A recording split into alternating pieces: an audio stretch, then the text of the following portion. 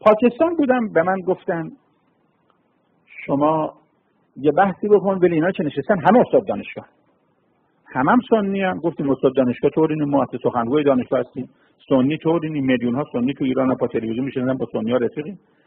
گفت نه استاد دانشگاه سنی وهابی. دیگه وهابی یه خورده. گفتیم باشه ما اصلا کار به وهابیان نداریم. یه بحث قرآنی کردم و ترجمه شد و هر به چند دقیقه منم چند تا روزه صادراتی دارم، از این روزه خوبام خوندم. هر چند دقیقه اینا چرت می‌زدن و آخر جلسه یکی از اینا هیجانی شد، پا شد یه نعره کشید، گفت احسنت. گفت حیفش که تو شیعه هستی، تو به خوبی حرف می‌زنی شیعه شدی. گفتم ببین نه شیعه نه سنی، قرآن. گفت احسنت. گفتم ساعت بذارید 1 دقیقه با 3 تا آیه که همتون حفظید. آخه بعضی آیات قرآن رو همه حفظن، مثل قل هو الله. بعضی آیات قرآن همه روش عمل میکنن، مثل کلو. گفتم از اون آیاتی که همه حفظید و بهش عمل میکنید من 1 دقیقه ثابت میکنم که شیعه هستم. خیلی بشو برخورد. 1 دقیقه با قرآن. بگو بسم الله، بگو گفتم ثابت کنیم.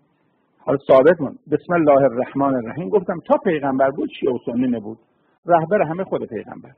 بعد از پیغمبر ما فقهمون از اهل بیت گرفتیم. اهل سنت هم فقهشون از 4 تا عالم دیگه، امام احمد حنبل، ابو حنیفه، امام مالک، امام شافعی. اینو 1 دقیقه نشد. من که فقه ما از اهل بیت گرفتم 100 تا آیه قرآن داره. قرآن راجع به اهل بیت نصفش هم میگم، نصف شما بگید. قرآن راجع به اهل بیت به کلمه اهل بیت که میرسه میگه یطهرکم یعنی معصومه. هیچ که نگفته یطهرکم ولی ابو حنیفه و شافعیه، نه شیعه گفته نه سنی. 2 اهل بیت قرن اول هجری بودن. 4 تا آیت الله شما ابو حنیفه و مالک و شما همه قرن دوم متولد شدن. ما اهل بیت 1 قرن جلوتره. قرآن نصفش هم میگم، شما بگید. قرآن میگه والسابقون السابقون، ما 1 قرن سابق. 3 تمام اهل بیت شهید شدن. یکی از آیت الله شما یه سیدی نخورد. قرآن میگه فضل الله المجاهدین. 1 دقیقه ما تموم شد. من شیعه هستم به دلیلی که فقه مرکزی گرفتم. 1 معصوم است یطهرکم.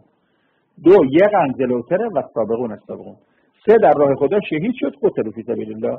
این 3 تا آیه. شما اگر 1 آیه خوندید چرا دین از ابو حنیفه گرفته الان سنی میشن و تو تلویزیون پاکستان مصاحبه میکنن که قرائت شیعه اومد تو پاکستان به همین قرآن هم چیز.